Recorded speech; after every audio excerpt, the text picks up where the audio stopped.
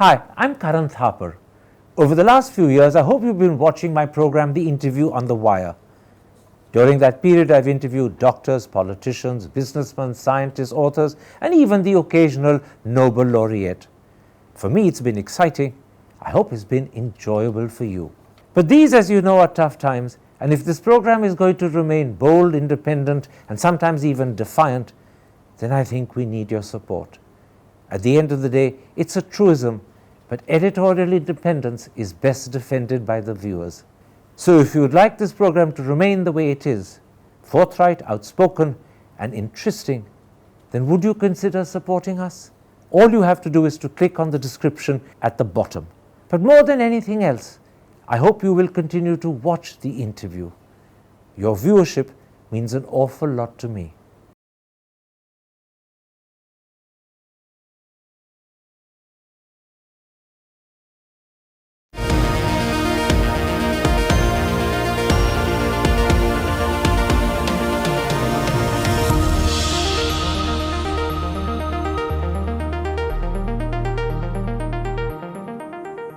Hello and welcome to a special interview for The Wire.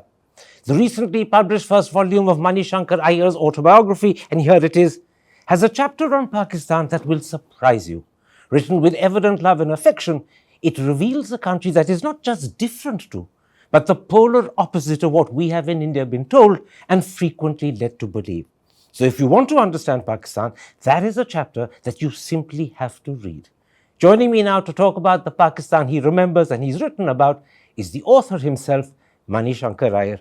Shankar Aiyar, I'm going to focus this interview almost entirely on that critical chapter in this book. Thank you very much, because it's my favorite chapter and I had to prevent it from being slaughtered because it was so long. Because I think that chapter is so important for one simple reason. It reveals a Pakistan that is unknown to us in India. It shatters the myths and misconceptions we have of that country. But let me start by asking, when you wrote that chapter, and as you said, it's your favorite chapter, was it your deliberate intention to inform your countrymen that Pakistan is a very different country to what they've been brought up to believe? No, that was not my intention at all. My intention was to tell the story as I had experienced it. And when I reached Karachi, I was like every other Indian. I thought I'd entered an enemy country. And after we'd been there just a few days, and the warmth with which we were being received and hosted all over the place, we were coming back from a dinner at the Sindh Club, and my wife Suneet turned around to me and said, "This is an enemy country, right?" And that sentence reverberated in my mind, or that question reverberated in my mind for all the 3 years that I was in Karachi, and indeed has been reverberating in my mind for the last 40 years or so that I've been away from Karachi, but frequently visiting Pakistan. The one thing that comes across when one reads that chapter is that you were treated as anything but an enemy. Although you went there at a time when relations were fraught. Let's talk about the period and the politicians to begin with. Yes. You were there as Consul-General from December 1978 to January 1982, and those were the early Zia years. How did the government treat you? Did you have easy access to officials and ministers, or were you kept at arm's length and kept away? Well, fortunately, Islamabad is where the ministers and officials lived, and I think they had a pretty rough time of it. But in Karachi, apart from the Commissioner of Karachi Division, and the local protocol officer and the DSP of my area, I don't think I met any officers, and certainly I didn't meet any ministers. The governor of Karachi, who was a good friend, whose wife was a good friend of my wife's, was perhaps the only official that I came across, but I didn't really know him very well. There was a clear distinction between the embassy, which was accredited to the government of Pakistan, and the Consulate-General, which was accredited to the people of Pakistan. And I was so fortunate in being accredited to the people of Pakistan, and that experience is what I have recounted. But there was one moment when you feared you could be expelled. You write in that particular chapter, it was only a matter of hours before I would be declared persona non grata. I steeled myself for the axe to fall. It never did. What did you do that put you in the way of danger? And then what saved you? Well, it's an interesting story, but I'll have to tell it at some length. There was a young man, obviously on the phone, who kept telling me he wanted to meet me. And I'd ask him, "What's your name?" And he'd say, "Shahid." And I'd say to him, "Shahid's not a name. So tell me your name and tell me your business, and then we'll meet." But he wouldn't do that. And then one day, it was the 25th of December, 1980, my doorbell rang. I opened the door, and there was this very attractive young man who said to me, "I'm Shahid." Now, he'd arrived at my doorstep, so I was left with no alternative but to let him in. And he said to me that he'd come to meet me on behalf of his friends in the PPP because they wanted me to attend as the chief guest Shahid Bhutto's first birth anniversary after his hanging. And I said to him, "I'm accredited to the hangman. How can I attend the birth anniversary of the man he hanged?" So the guy understood, and then we were sitting convivially. So he asked me about the Movement for the Restoration of Democracy, MRD, which Benazir had just started. And he asked me whether it would succeed. And in a conversational mood, I said to him, I didn't think it would succeed because Benazir was making two major mistakes. So he asked me what were they. I said, number one, she's not including all civilian political parties, and those like the Jamaat-e-Islami that she excludes will be co-opted by Zia. And I said the second mistake she's making is that she wants to put out a 6 or 8 point program when she doesn't seem to realize that it was on those other 7 points that they revolted against, that Karachi revolted against her father and paved the way for Zia to intervene. So I said, unless you have an all-party 1 point program, that is the restoration of democracy, the movement is not going to succeed. And he smiled and I saw him off and I went off to do my own thing. About 3 months later, in March 1981, a PIA plane, that's a Pakistan International Airlines plane, flying from Karachi to Peshawar was hijacked mid-air, and one of Bhutto's aides was actually shot dead in the plane itself. And then the plane went on a merry odyssey all over the place, including Kabul, and eventually fetched up in Damascus, while the government was attempting to negotiate with the hijackers what they wanted in exchange for the release of the passengers. And they gave them a long list of Pakistani prisoners whom they wanted released in exchange for the release of the hostages. And that was agreed to. And one of the Pakistani prisoners released was a young man called Samir Munir, who was the younger brother of my closest friend, Zaki Munir. And I paid no attention to that. But about a month after this, they raided Benazir's house and they discovered a letter. And that letter was leaked to the Karachi Morning News, which my wife read out to me while I was in the Shah. And it said that on the 25th of December, so they'd got the date right, a PPP activist called Shahid, they got the name right, called on blank, blank, blank, a diplomat who advised them, or advised him on what to do about overthrowing the Zia regime. I was horrified. I froze in the Shah, and that was when I thought that, it's now all over. I'm going to be declared persona non grata, and I'd have to leave the place in disgrace.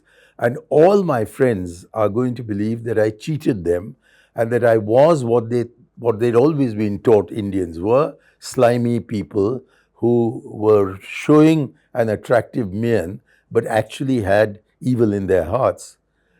And then I waited for this axe to fall. I waited and waited and waited. And instead of expelling me, the authorities decided to expel poor Santosh Kumar from Islamabad. He had visited me in Karachi, and on his way back, he stopped off in Multan because, as he said in the Foreign Service Register, his mother tongue was Multani. I think we call it now Saraiki. And so he went through a rear door of his hotel in Multan, was spotted, and the Pakistanis just kept what he'd done. He'd gone to meet a communist politician, and they kept it on the files, waited for an opportunity like this. And the poor guy who'd done nothing wrong, whereas I was the guilty one, had to be expelled because they had to take some action. So years and years later, 10 or 12 years later, the R&AW guy on my staff, he had retired from the service. So I then said to him, I said, no, you guys, you spooks, you're all spy versus spy, you know each other. Can you tell me why it was that I was let off? Because I really was let off. I mean, there was a smoking gun. My hands were covered with blood. There was no way in which I could escape. So why did they let me off? He said they had been following you every single moment of your stay in Karachi. And they were struck by the fact that you never went anywhere except with the Indian flag flying on your car, that you never looked back to see whether you were being followed, and that they would then go and interrogate the people you talked to, and they discovered that far from attempting to subvert any Pakistani, you seemed to be so interested in what Pakistan was and what Pakistanis had to say, that they felt that if they made you PNG, that they would have to cut their relationship. Pakistan would have to cut its relationship with me. And to prevent that from happening, they found a poor scapegoat. That's a sort of compliment, isn't it? Because the interesting thing is, those years, the Zia years, were actually a military dictatorship. And yet your book is full of the most enchanting anecdotes and stories, joyous and indiscreet, of the whole range of opposition leaders that you met. I mean, you were drinking with them, you were chatting with them, you were dining at clubs with them. Weren't they scared of meeting the Indian Consul-General? Well, you know, I had been in 2 military dictatorships before I reached Karachi. One was Hanoi, North Vietnam, and the other was Baghdad, Iraq, under Saddam Hussein. So I'd had a personal experience in 2 different places of what a dictatorship is like. And in Pakistan, under Zia, I was astonished to find that none of the terror that you could see in the eyes of people in Vietnam or in Iraq was to be seen in the eyes of the Pakistanis. And they would indulge, they would always welcome me. They were always open to me. I'll give you an instance. Jatoi, who was Bhutto's number 2, and briefly acting chief prime minister for a while. He did become prime minister later. He was released from jail about 8 or 9 months after Bhuttoji was hanged. And then he gave a huge party for among others, the entire consular corps was invited. And when I arrived there, I could see the police standing in huge numbers outside his house, but none of them was stepping in to watch this indus of alcohol that was being served to everybody and stop them from doing it.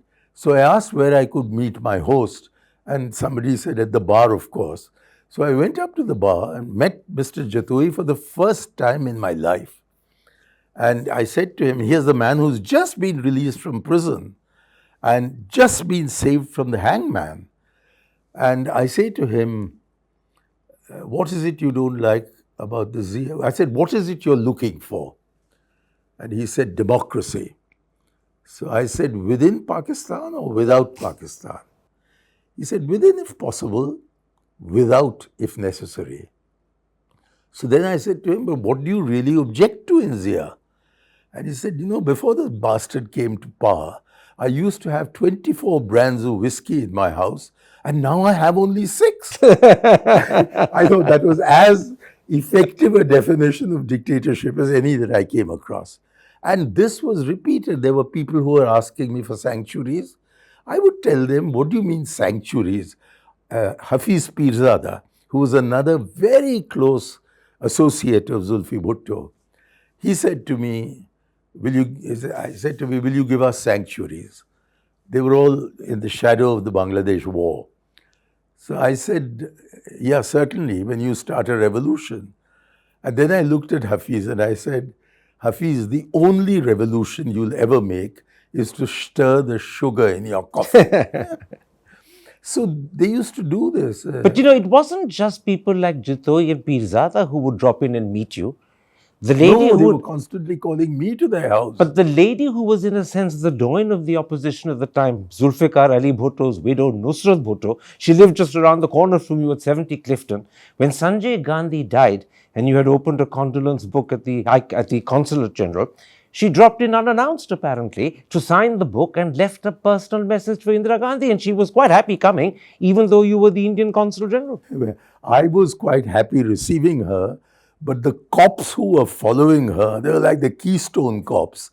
She suddenly swerved into the gate of the consulate. She hadn't told them that she was going to do that.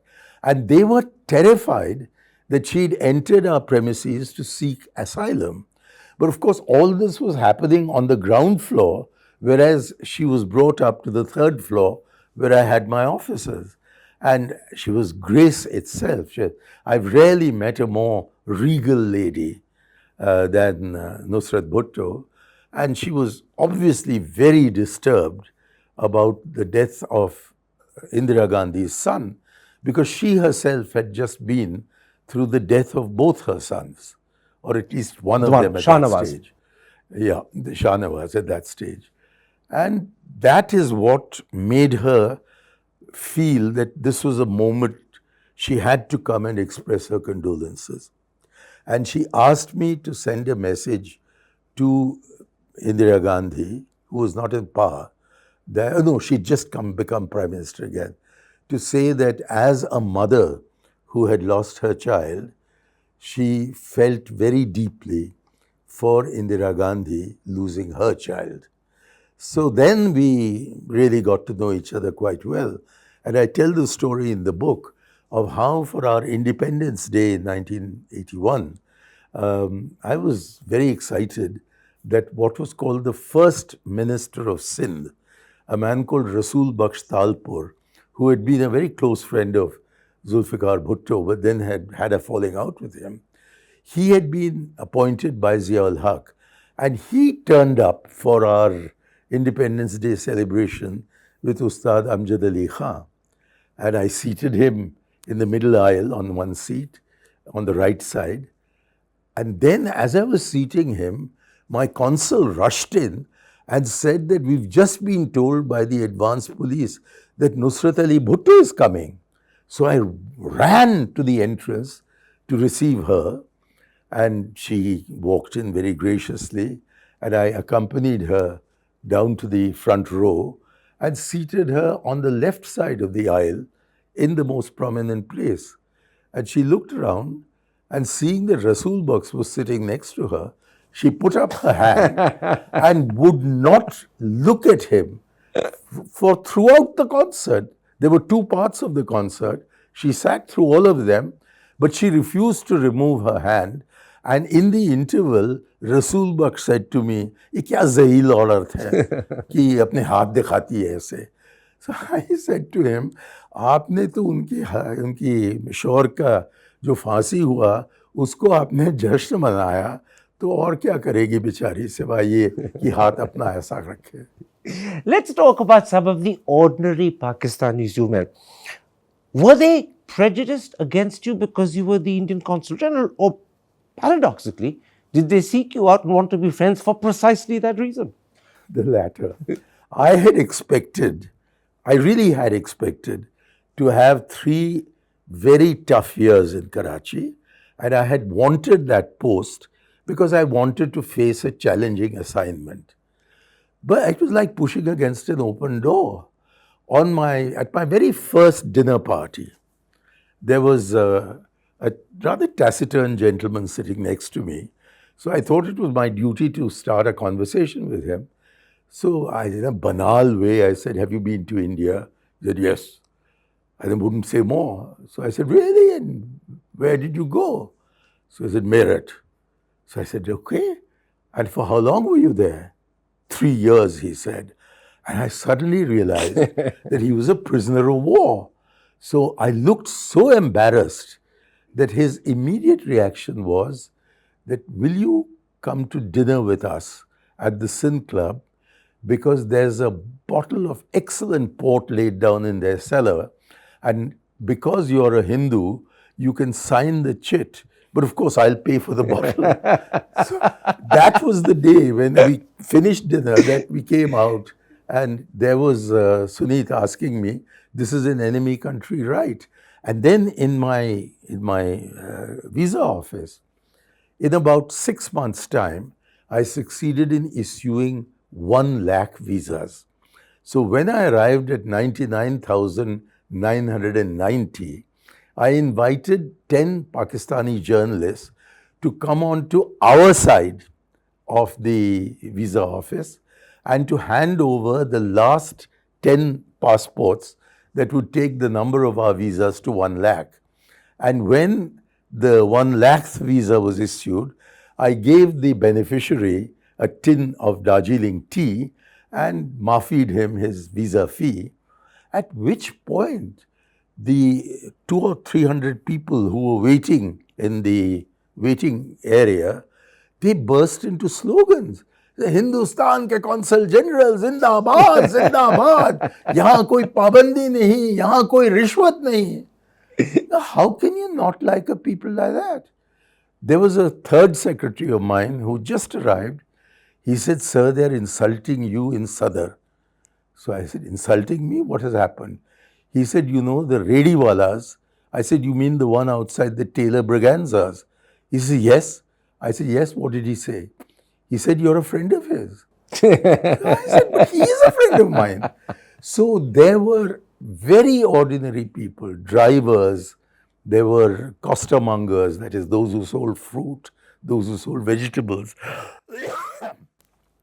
There were many ordinary people, the visa crowd, 300 of them a day, whom one was interacting with.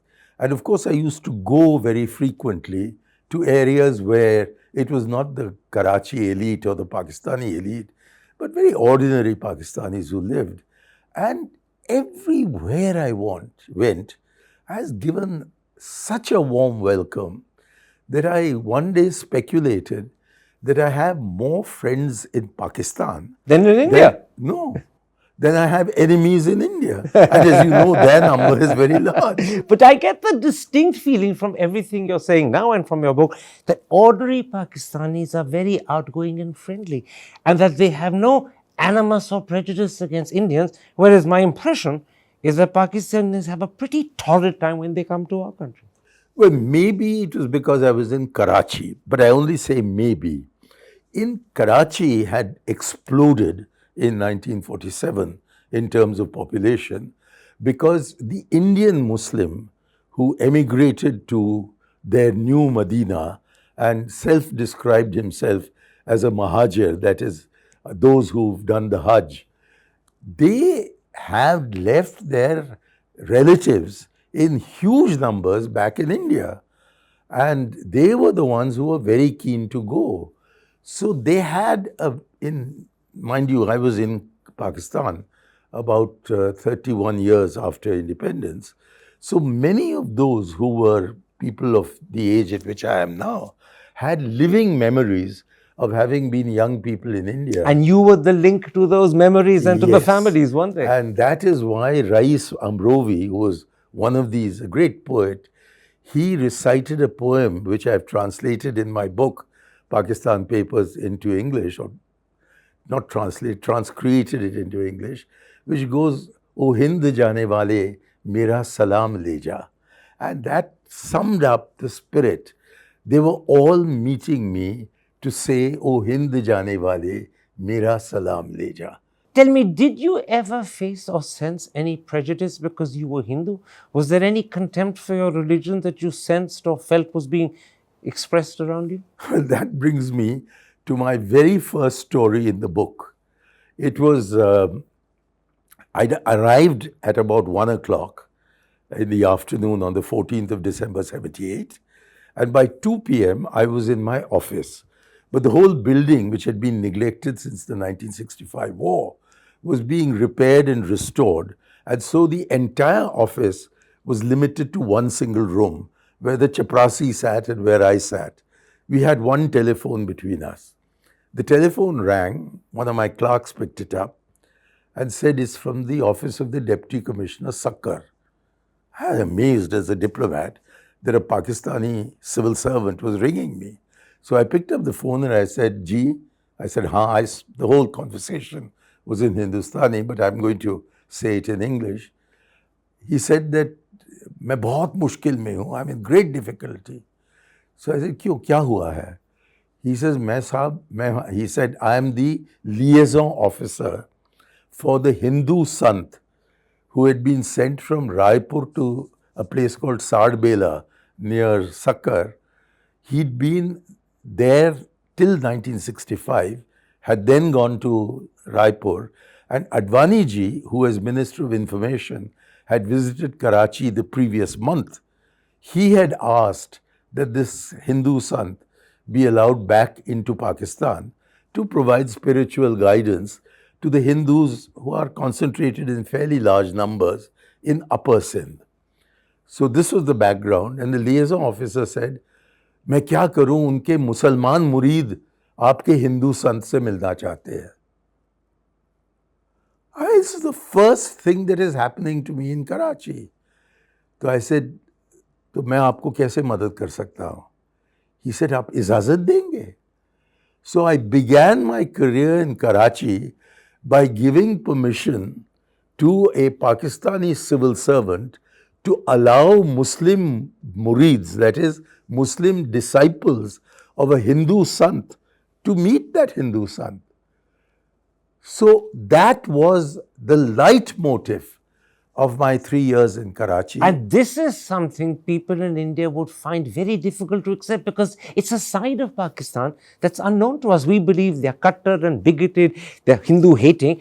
And you've just given me a story that shows that actually they're very much like us. Can I give you another? I became very good friends with a gentleman called Syed Akhlaq Hussain, who was Additional Chief Secretary in East Pakistan at the time of the crackdown. And he was so against it that he revolted. And so they transferred him back to West Pakistan and put him in charge of a complete non-entity, the Sindh sugar mills. And he was very keen to take me to Thatta, where the sugar mills were, because he said he wanted me to meet his Hindu farmers. And because I was not the representative of the Hindus of India, but of a secular country, I said, "I'm interested in meeting Pakistanis, but not specifically Hindu Pakistanis." Yet he took me there, and then he arranged that I should meet a Hindu farmer, but secretly behind a haystack. And I asked this gentleman, his name was Patel, I said, "आप यहाँ कैसे रुक गए जबकि आपके सारे लोग हिंदुस्तान चले गए?" He replied, "हमारे चंद एकड़ थे." तो मैंने कहा, "चंद एकड़ कितने?" He says, "कोई 600 होंगे." So I said, "शुक्र है कि आप यहाँ आए हैं." And the gurdwaras, as they called them, they were what we would perhaps call temples, because while they are Hindus, they so describe themselves, they're actually Sikhs. But Sikhs who followed, who are Udesis, they followed the son of Guru Nanak. And it was not till Guru Gobind's time that the turban and the beard and the kada and so forth became part of the uniform of a believing Sikh. So I asked them, I said, कि यहाँ तो आप गुरुद्वारा में ग्रंथ साहब पढ़ रहे हो, आप भगवद गीता नहीं पढ़ते? He says, हाँ, हमारी औरतें घर पर पढ़ती हैं. And they were living completely freely. The most interesting Hindu I met in Pakistan was a guy called Aiyar. And I was the same name as you. Same name as me. And I was intrigued by the fact that although many North Indians have great difficulty in pronouncing my surname correctly, these Pakistanis I was meeting in Karachi were all able to easily say Aiyar, the Sindhis particularly. And then I discovered that it was because this particular Aiyar was a mathematics teacher in a school in Hyderabad, Sindh. And so they knew him as Aiyar Sir. So it was easy for them to refer to me as Aiyar Sir. And when I met this Aiyar, I asked him how he'd come. He said he emigrated from India to Pakistan in 1948. So has he came this way or the reverse migration? And he said, yes, my father had a friend who was in the railway service, posted in the northwest area. And he had bought himself a very nice house in Hyderabad. Then came partition, and he'd grown very old. So he told this very poor Aiyar in a village in Tamil Nadu to join him in Hyderabad, saying that if you look after me as I in my old age, as soon as I die, I will my house to you. So this particular Aiyar had lived as a Pakistani in Pakistan since 1948. So And was quite happy and flourishing. oh, he was flourishing. I mean, he was deeply respected. Let me ask you this. We're talking at the moment in a time when there is evident anti-Muslim prejudice in our country. Many people believe the government not only accepts it, but encourages it. You were in Pakistan during the Zia years when one of his policies was Islamization. What was his government's attitude to Pakistan's Hindu minority? Well, I would describe Zia's Islamization as anti-Muslim rather than anti-Hindu, because he was forcing Sharia rules on them from which they were attempting to escape. So when the foreign secretary at that time, Ram Sathe, came to Karachi and said to me, he was accompanying the foreign minister Narasimha Rao, he said to me, it's time we moved you from Karachi. We're looking for a successor. What kind of qualities should we look for? So I said, sir, only one quality. He said, yes. I said, the guy must have a strong liver. And he said, what, in Zias Islam? I said, I'll tell you the exact place, the exact point at which the Darul Islam gives way to the Darul Harb. That is, the land of Islam, the pure, gives way to the land of the infidel. I said, it's the bar of the Sindh Club. North of it is Ziyadam and south of it is freedom. And so there was absolutely no restriction placed, at least on those who lived south of the Sindh Club, on their drinking activities. And every evening had to be lubricated with the waters of Scotland. And therefore, I sincerely believed that if any foreign service officer with a weak liver got posted to Karachi, he wouldn't be able to survive 3 years. In fact, I'm going to quote what you said to Ram Sathe. You said to him, everyone drank like a fish and the police just looked the other way. And this tells us something about Islamization. This is a truth of Pakistan's Islamization that we in India don't know and don't appreciate. That actually, a million clever ways are found of getting around it, and the government is quite happy. They look deliberately the other way. It all started with the Nizam-e-Mustafa, which was declared by Ziaul Haq on the 1st of Rabiul Awwal, which coincided with 4th February 1979. And just a few days later, a lady called Amy Haq, who was married to a very prominent Pakistani cricketer, who was actually the brother of Begum Para, the great singer and film star. Her house was raided by the police. And it was emblazoned on all the evening newspapers that Amy Haq's house had been raided and they'd found bottles of whiskey there. And Zia's reaction was to add a coda to the Shariat, which was a Pakistani's home is his castle. And he banned the Pakistani police from entering any private home to seize alcohol. So the man, he was a dictator, he was a man of limited intelligence, but he knew that there's only a point up to which he can push Islamization against the Pakistani social and economic elite. And as far as the ordinary people of Pakistan were concerned, they were proud of being Muslims, and therefore they were proud that their country was going to be run on Islamic principles. But I have to stress at this point, although it's going to cause the biggest controversy of all, that the difference between Zia's Islamization and Hindutva in India is that Zia's Islam was not directed against any other community, whereas Hindutva is clearly directed against one of our major minority communities. And that being the difference, he made 5 unreciprocated visits to India.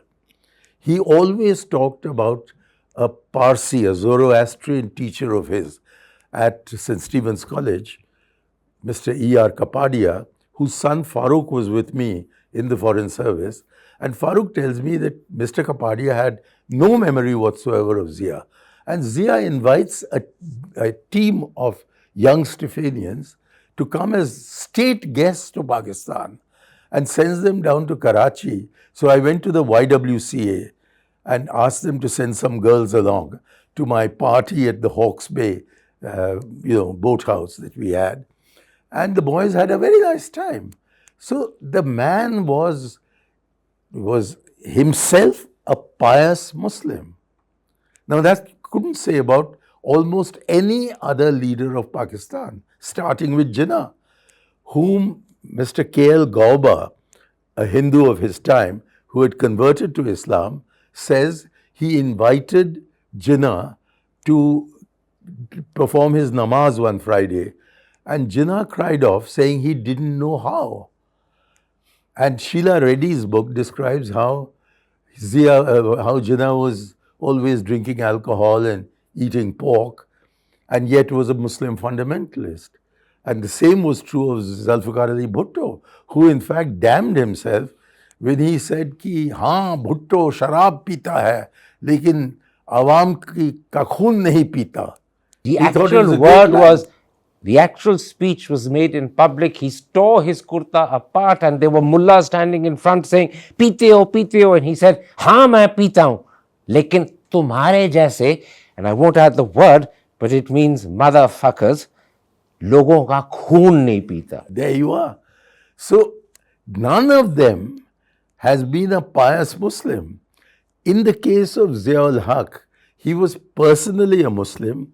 He believed very strongly that Pakistan had been made as a homeland for Islam, and his blasphemy laws have been used by his successors, even more than by him, to target the Christian community rather than the Hindu community. And that is, I think, a very unfortunate legacy of Zia's Islamization. But there's a lovely line in your book where Zia was talking to someone, I think the man's name is Jahangir, and he said, didn't I tell you, the best people always go to St. Stephen's? I don't remember that. I think it's there in your book. I remember you talking about it. Tell me, I've left this to the end because I wanted to ask this question. After people have got a sense and a feel and a flavor of the Pakistan you remember, how do Pakistanis view India? And I'll add before you answer, we in India have a very clear apparent animus for Pakistan. We don't like the country, we don't hide it. And it seems to get worse with time. How do Pakistanis like India? Do they see us as an enemy? Or are there still happy pre-partition memories that are lingering that add a different color to their image of us? It'll take me a little time to answer your question. The Pakistanis whom I met were in large measure those who were Indians till the 14th of August 1947 and had become Pakistanis on the 14th of August. And they had the most vivid memories of India. And it included extraordinary thoughts like talking of Sambhal and Amroha and Muradabad as if it was Paris in the spring or Tokyo in the season of cherry blossom. I'd look at them, think of these filthy little towns and wonder why they were so nostalgic about them. However, the reason why they had gone to Pakistan had been overtaken by the 1971 Liberation War in Bangladesh. And they had got they got completely convinced that the slogans of 1965, कि कल शाम तक इस्लाम का झंडा लाल किले पर लहराएगा, or that one Muslim soldier is equal sometimes to 4, sometimes to 40, and sometimes to even 400 Hindus. All that was finished. They were overwhelmed with the thought that India was militarily very powerful. And this nostalgia combined with a certain apprehension about India, as well as a great admiration for India, resulted in them wanting to have a good relationship with our country. And it was the Morarji government. And Morarji and his foreign minister, Atal Bihari Vajpayee, he had thrilled them by turning up in Islamabad and delivering his banquet speech in impeccable Urdu. And poor Aga Shahi, who was from Tamil Nadu and didn't know any Urdu, couldn't match him. He just one-upmanship, clearly. And then Morarji refused to ask for mercy for Bhutto. Zulfikar Ali Bhutto, and was the only head of state or government to be categoric that he wouldn't do so. So there was goodwill in the air between the two states, India and Pakistan, as well as I've explained to you, between the people of Pakistan and me as an Indian official.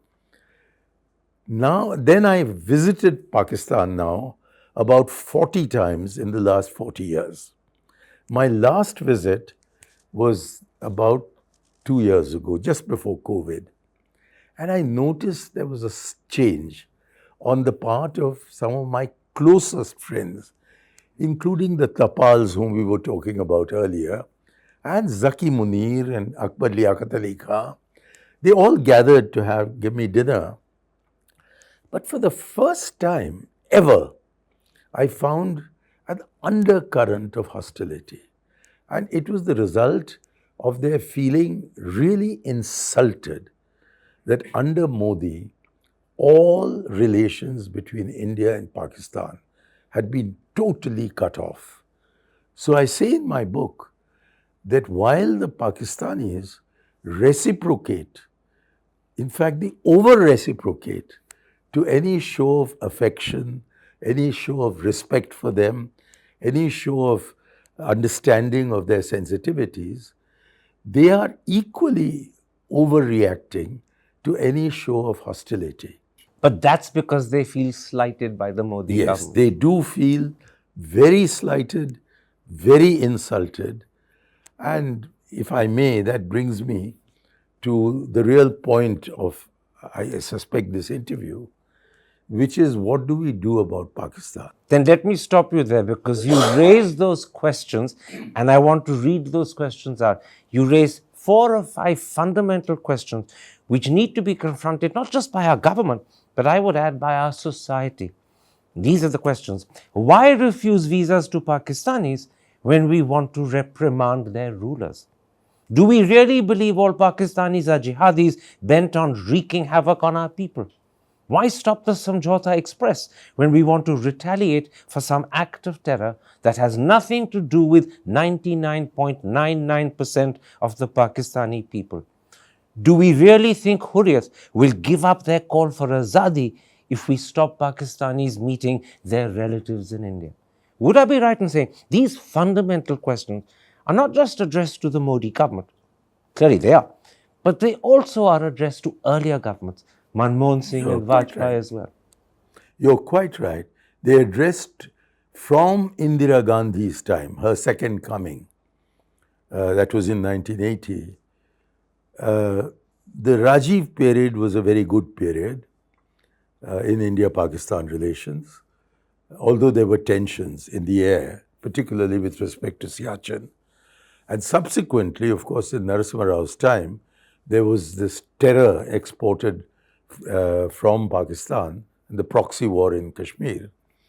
And now we come to more recent. In Manmohan's time, there was a remarkable effort made to have a continuous, uninterrupted dialogue with the Pakistanis on the back channel, which almost resolved the Kashmir issue.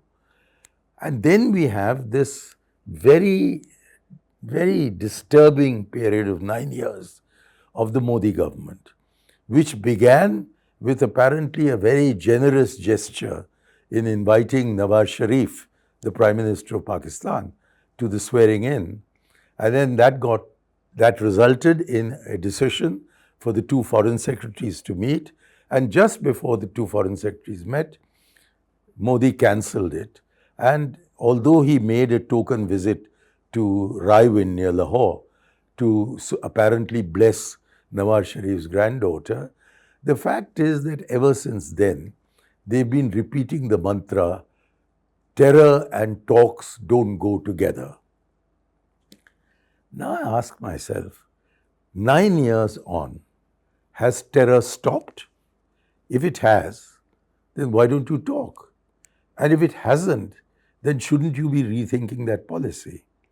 Because after all, and this is a question I address principally to my colleagues in the Foreign Service, then and now, which is, if you can have such excellent relations with Paraguay, why do you stumble when it comes to Pakistan? And that's because our minds are filled with bhusa when we consider Pakistan. Prejudice, I'd say, more than bhusa. Yeah, you're right. Prejudice. I meant that. I meant that the head is too full of prejudice to be able to look at them objectively. Which is why perhaps the most encouraging thing that has happened to me in 2023 is that in April there was the official release of Sati Lahamba's posthumous book. And there were 5 High Commissioners of India who were on the panel. And all 5 of them were agreed that we must have a resumption of dialogue with Pakistan. So if you don't exchange thoughts with them, there is no way we can find a solution. If we do engage with them, it'll take time and there will be setbacks.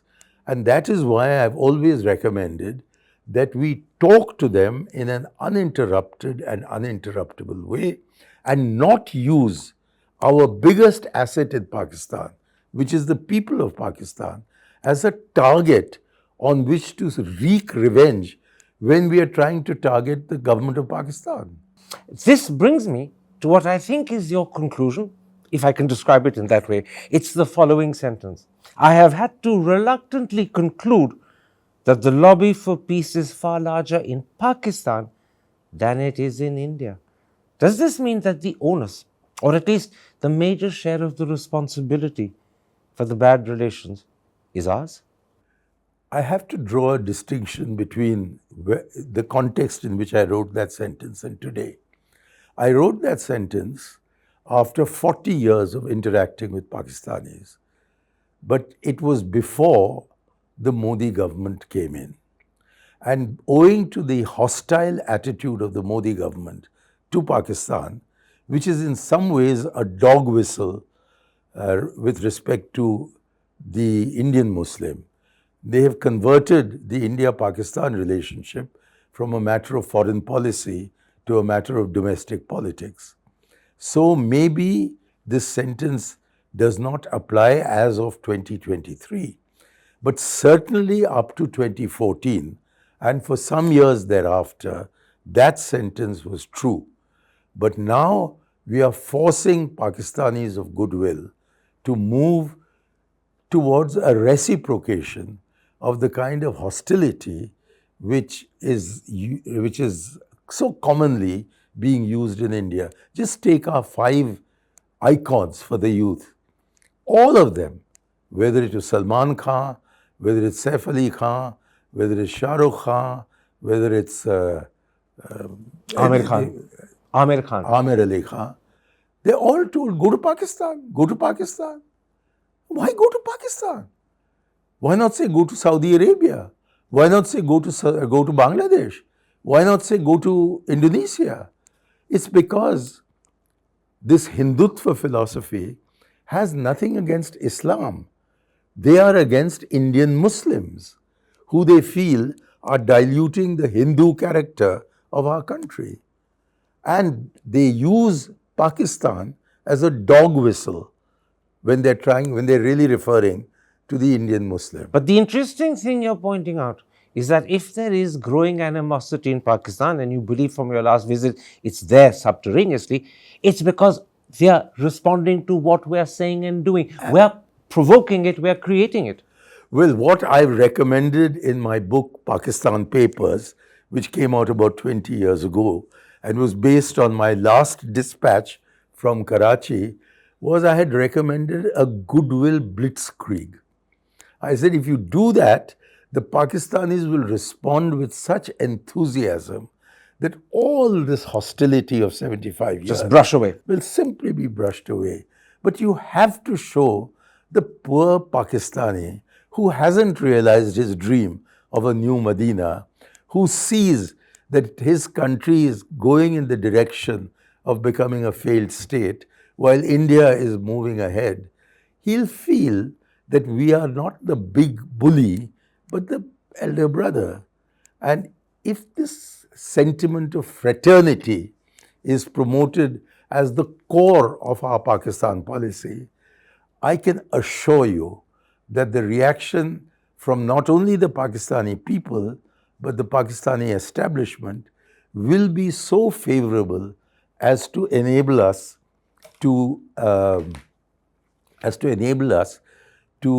actually establish a viable relationship. And in this connection, with your permission, I would like to quote just 2 sentences from the banquet speech which Rajiv Gandhi made to Benazir Bhutto in Islamabad on the 16th of July, 1989. It's just 2 sentences. He said, that is Rajiv Gandhi said, when an Indian and a Pakistani meet as human beings in a human encounter, there is an instant mutual recognition, an affection that swells from some inner core of our existence, an embrace that transcends the passing passions of politics. It is incumbent on us to give joyful expression to the natural affinity that binds our people. You know, this reminds me of something that L.K. Advani said when he went to Pakistan. I think it was in 2009 as president of the BJP. He ended up losing his job thereafter, but when he went to that famous Ram temple, he said, and these are, I think, his exact words, there is a little bit of India in every Pakistani, there is a little bit of Pakistan in every Indian. And that was said by the president of the BJP. And it's very true. Whatever else you may do, you can never separate from people who have been your countrymen and countrywomen for millennia, for thousands and thousands of years. So let me end by putting this to you. I think I know your answer, but I'll still ask you. Is Pakistan your second favorite country? Your? Second favorite country? I think so. I think I can say that I feel the potential of Pakistan to be a friendly country to India is greater than that of any other country in the world. And certainly the Pakistan that I lived in some 40 years ago, and which, as I mentioned earlier, I have visited some 40 times in the last 40 years, is a Pakistan which could easily be our best friend instead of our favorite enemy. And today, we used to have 2 neighbors who were difficult, Pakistan and China. Now we have only one. It's a country called Pak Chin, because the Chinese are now located not behind the Himalaya, but at the precise point where Alexander was in 326 BC. And instead of having a strategic vision which looks towards how to make friends of these 2 enemy countries, we have a vision of how to protect ourselves from them, and by force of arms. And force of arms, as Mahatma Gandhi tried to teach us, he certainly taught my generation, but he doesn't seem to have taught the current generation, that violence only leads to violence, and that essentially It is ahimsa and affection that can give us a good relationship with our neighbors. We need a good relationship with Pakistan, which will automatically make China a less hostile power. And we need excellent relations with China, provided we have the strategic vision that Jawaharlal Nehru had on how, if we don't become friends with China, we're going to become enemies, and war will do neither of us any good. Shankar Aiyar, thank you very much for opening our eyes and explaining why Pakistan is your second favorite country and why we in India need to see it through your lens. Thank you very much. Thank you. Thank you for this opportunity, Karan. For long, I've wanted to say this, all this on television. You've given me the opportunity. God bless you. It was a pleasure. Thank you for doing it. Thank you. Hi, I'm Karan Thapar. Over the last few years, I hope you've been watching my program, The Interview on the Wire. During that period, I've interviewed doctors, politicians, businessmen, scientists, authors, and even the occasional Nobel laureate. For me, it's been exciting. I hope it's been enjoyable for you. But these, as you know, are tough times, and if this program is going to remain bold, independent, and sometimes even defiant, then I think we need your support. At the end of the day, it's a truism, but editorial independence is best defended by the viewers. So if you would like this program to remain the way it is, forthright, outspoken, and interesting, then would you consider supporting us? All you have to do is to click on the description at the bottom. But more than anything else, I hope you will continue to watch the interview. Your viewership means an awful lot to me.